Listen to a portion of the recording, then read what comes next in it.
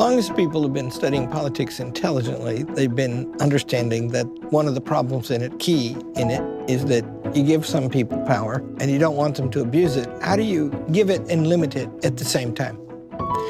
This is a question of particular importance in the American Revolution, where they have, of course, thrown off the king, extremely powerful man, because he was bad and he was exceeding his authority. And yet they had fought this war, you know, against this powerful king, and they needed to assemble a lot of power to do it. So they actually want a more powerful government, but they don't want it to abuse them. What I think the wisest of them thought was that every human use of power required to be restrained and directed toward the good, as opposed to self-interest or the bad. So one of the ways they went about that was to make the government purely representative. That means we get to pick the rulers, but we don't rule.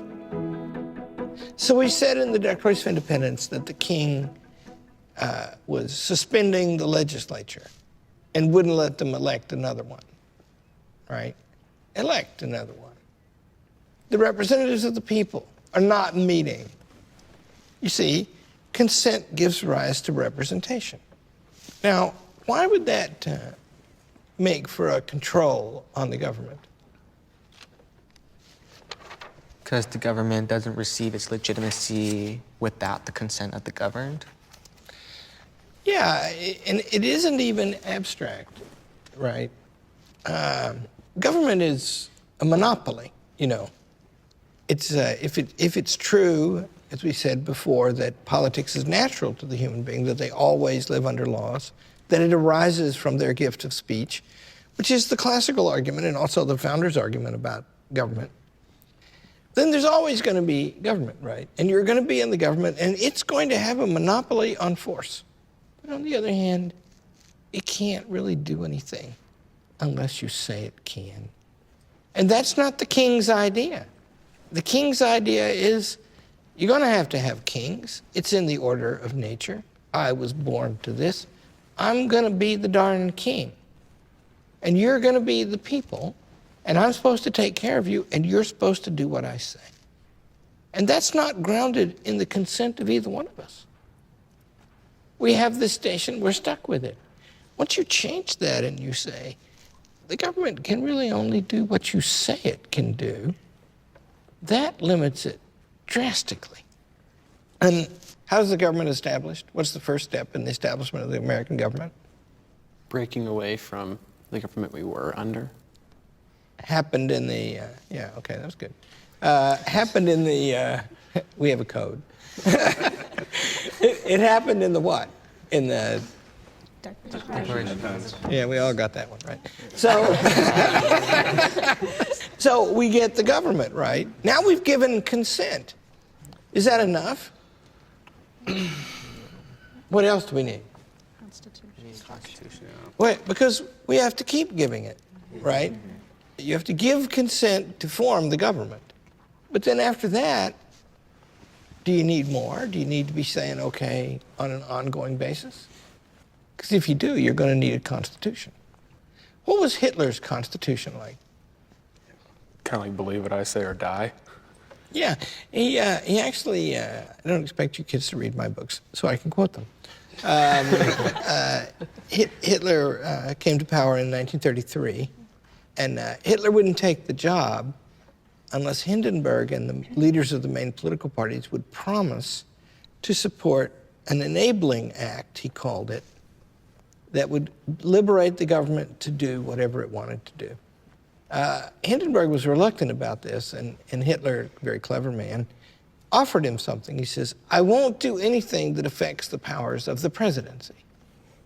In other words, the one person who I won't touch is you. And so Hindenburg said, okay, right? That itself is a kind of violation of consent, right? And of the rule of law, because now they're not going to live under the same law anymore, right? So Hitler's constitution is Hitler's will. And that'll work if one person gets to make all the decisions. But if a lot of people are going to make the decision, you're going to have some form by which they can indicate authoritatively what they agree to. So if you're going to involve a lot of people in the government, you're going to have a constitution. You're going to have, and you see why the Constitution has to be different from the things that is actually in the law? Because it prescribes the process by which the ordinary laws would be made. It can't be the same as they, right? So, and that is, by the way, implied right through the middle of the Declaration of Independence when they talk about the king messing with the government all the time in the way that he was doing. You see? So, consent requires representation. And representation requires a written way for that to happen. Do you see why you'd have to have a representative form of government if you were going to have a big country? Why is that? I mean, if you had a democracy, you'd have to have everyone there. There's too many people. It's just That's right. A mob rule. Yeah. I don't know how many of you have been to Washington, D.C. I go often. We have the Kirby Center there. The people coming from California would be at a terrible disadvantage from the people who live in Northern Virginia, right? And so it can't be very big if it's not going to be representative. And since there has to be some mechanism for consent, and since they can't all meet personally, they're going to have to elect some people. Now that we know that consent requires not just agreement that there's going to be a country, but a mechanism so that people can govern, oversee the actions of the government over time. And now that we see that if you're going to have a big country, you're going to have representation, this opens up a whole world, these two things. The founders, it turns out, are really glad that this world that we're about to describe, happens, is open, because what do they think about democracy? It fails. And why? Because the majority ultimately starts to rule. There's no protection of the minority interests. Becomes tyrannical. It can't control faction. Define faction, Christian. Any group interest that may or may not have the majority. Emily. It's also, on top of that, the interest that it has is in violation of somebody else's interest within that group. Or of the Of the whole.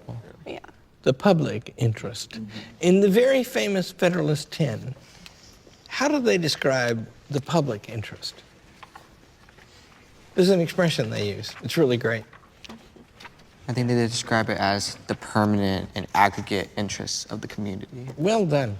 Well done. Yeah, the permanent and aggregate interest of the community, which would be a separate thing from the particular or temporary interest of any one of us or group.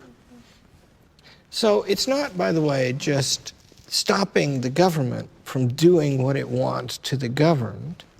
And remember, in a representative system, there's going to be something you call the government, and they're going to be different from the people they represent.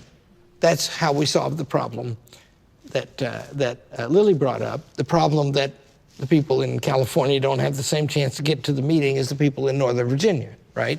You're going to appoint them to do it, right? And so one thing representation does is it stops them who are the government from doing stuff to the governed that the government don't like. So if you have a constitution, you can spread the decisions out over time. By having representation, we've already said, you spread the decisions out over space, right? You can have a bigger country, and everybody can have a say in it, because they don't have to go there all the time. They can all have the same say in it. But also over time. In other words, reason alone of the people must be placed in control of the government. Their passions must be controlled by it. Writes James Madison. That means, by the way, do you see what I just said? The implication of what I just said? I think, on this point, that I know better than many citizens and the majority of the citizens in their worst moments. Aren't I wise, right? Constitution doesn't let me change it just because I think so.